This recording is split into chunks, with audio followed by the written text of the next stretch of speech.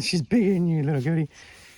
Little goody was rehomed to us because she was being a butthead to her herd. She went from being the bullied to being bullied. Look at that Ram. You happy, Ram? Where you going? Nice milk. Good girl. Right, good girl. Thank you for dropping your milk for me. Good girl. All right. Thank you. Come on. Go to your back, girl. Good Godio. Bad Godio had to be tethered. You can't stay out of the road. Look how good my sheep are. I don't have to worry about them anymore.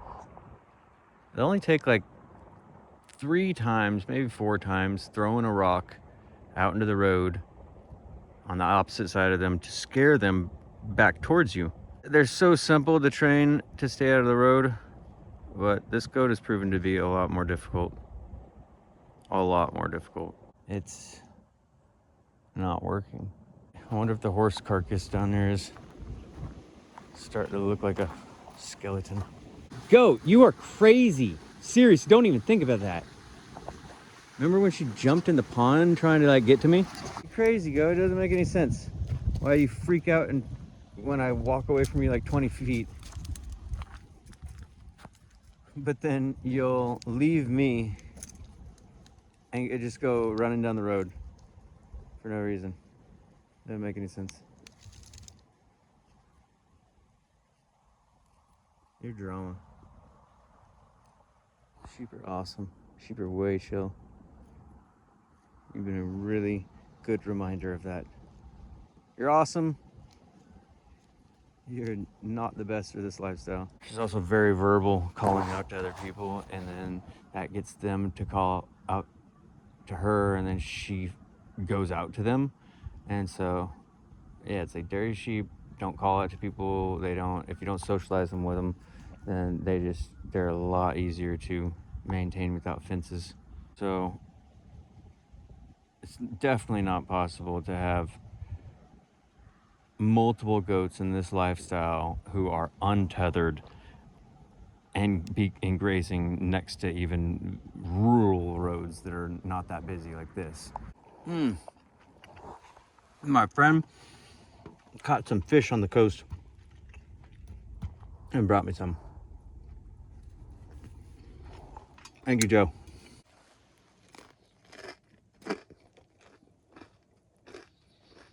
Oh my goodness. Peanut butter, thorn jam, butter beans. Let's check this out. Oh, I got some steam. Fernal. Oh.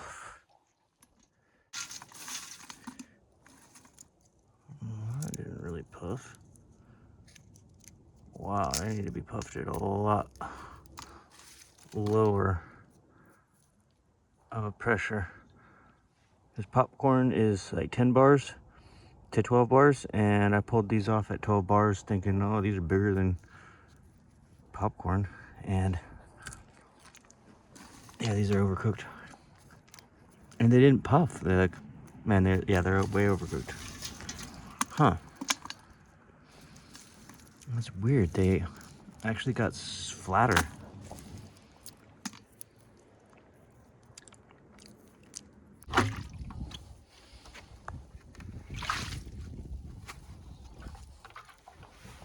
First use of a hand-wand blender. A plastic blender that I had for the last couple years, it ended up, the plastic broke. The actual container broke down where the blade was. I got the best reviews for the money, and it's got the holes that's necessary to be able to make ice cream. I'm going to be freezing just milk in these jars and pint jars halfway up so that people can buy the frozen milk legally, and then they can use the complimentary coffee bar to add sugar, and this will be like a part of that coffee bar. It's a mixer for drinks and for their coffee, and they'll be able to stick this down through their sugar and frozen milk jar and churn up their own milkshake or soft serve. Yeah, you can get this to come through at first soft serve, and you just keep passing it through, and it gets more and more possible to pour, to drink, or to suck up through a straw. So yeah, we got some kale. Nice. I haven't had a blender. I haven't been able to have. Ooh, get off the ground. Yeah. I haven't had a smoothie for months since that blender broke.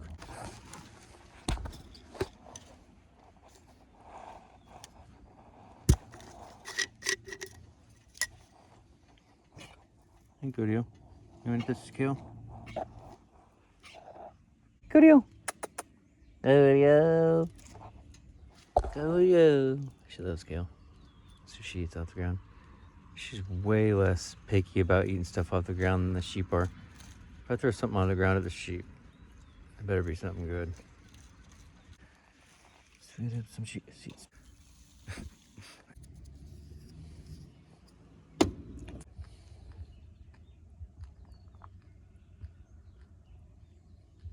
Mmm. Thank you, God. Wow. Never noticed this before, but it rings when it's done. It started to ring in the last minute. It started making a different sound, very subtly. Definitely have butter now. Yes, but all right, let this set, and the rest of it rise to the top and collect on the bottom of that butter mass. And it's getting colder out right now than 58 degrees, so that will start, butter in there will start getting more solid. Ready? I'm gonna go look at this pipe. Come on. Let's go. It's just too heavy. It's unnecessarily strong. I don't need it that strong for the yoke bar. Too heavy. Oh, too heavy. Yeah. Look at that puck of goat butter. Goat buttermilk underneath. Thank you, Goody. Yeah. Wow. The goat's actually eating with the sheep. Like I need. Like she needs to do in order to maintain her body weight and health. She can't be relying on hay. So we're almost out of that.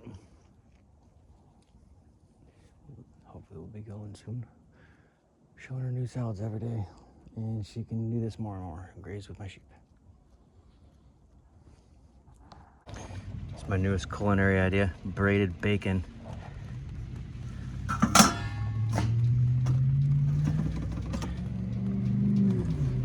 Got some potato soup over here. Haven't blended it up yet.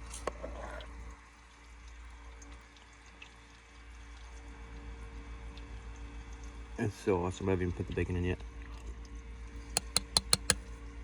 Thank you, Goyo. Goat. Cheesy potato soup. Goat milk and cheesy potato soup. With bacon. That is crazy. I knew that it felt like this knee had ripped right above my knee patch, but that's like the whole thigh. And the other one is ripped too. I swear it's useless trying to patch or maintain clothing. I mean, I have and can still make all of my own clothing out of felt. My vest right there. My thermals.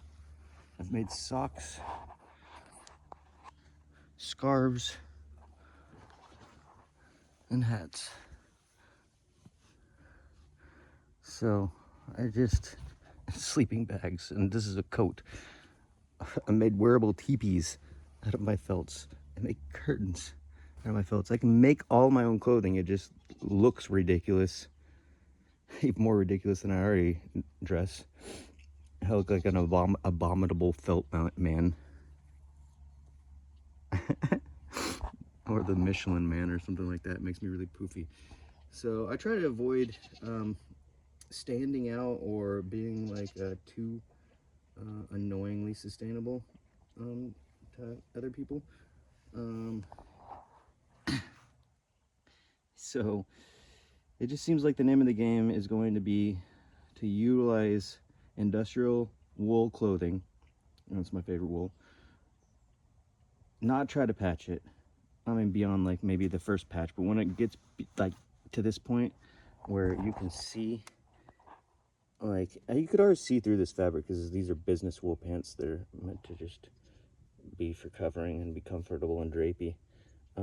But felt, if this was felt, it wouldn't split like that, but it would be sewable. You could put a thread through this and through here and hold it together, but with weaving, as this is, you try to sew it in and it'll just pull out. Seems like the name of the game is to, before shit hits the fan, fit in by wearing regular clothes, but wear your felted base layer so you can get your vitamin D, wear your vitamin D, and still, you know, honor and make use of your dairy sheep and have the best insulation possible, but yet not standing out like a sore annoying thumb. Yeah, felted clothing is definitely standoutish, and it's also not drapey. It's, I mean, you look ridiculous and it feels ridiculous, but in a survival situation, it's got all that'll be out the window. So that's when I'll start completely wearing 100% felt all the time, because all the back stock of people's closets are going to be used for wool clothing. All that stuff will be ransacked first, just like the food. So it'll become such an expensive thing and difficult to come by, and no one will care what you look like anyway. Felting your own clothing will be awesome by everyone's silly standards, stupid standards. Good sheep. All right, I was taking off my pants so we can go work. Frank got a ton of wood chips dropped off the other day. Want some spread out in the wood stacked over here.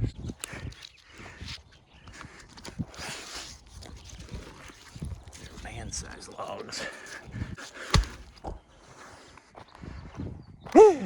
Goat! I'm a skinny I am right now. I'm gonna be buff. I pump up easily. So, got scrawny look now. You pump so easily. It's such an incentive to be lazy though. To hold a physique. I can get ready for summer like in one day. And just as long as I maintain activity, like, I look reasonable. I was eating the stems that I've been pulling out. He eating the sticks that I'm pulling out. Silly goat. All right, after an hour and a half of moving logs and spreading wood chips. Look at this. Could easily plump up. Happy sheep.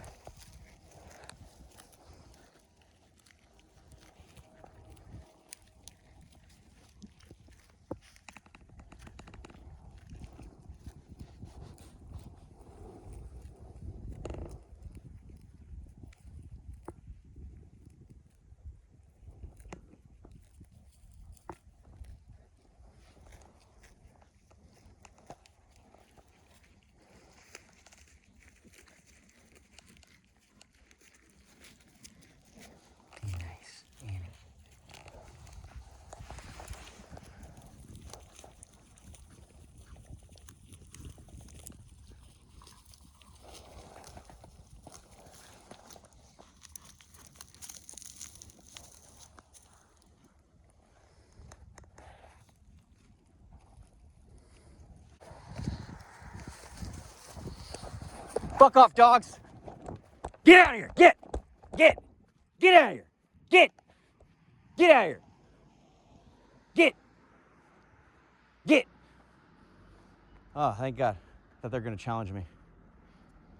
Try to go around me, and I got too many animals right now for my 2 arms to grab, 2 hands to grab. I just saw them pop through that fence right there. Start coming this way. Look like 2 huskies. Could have been bad.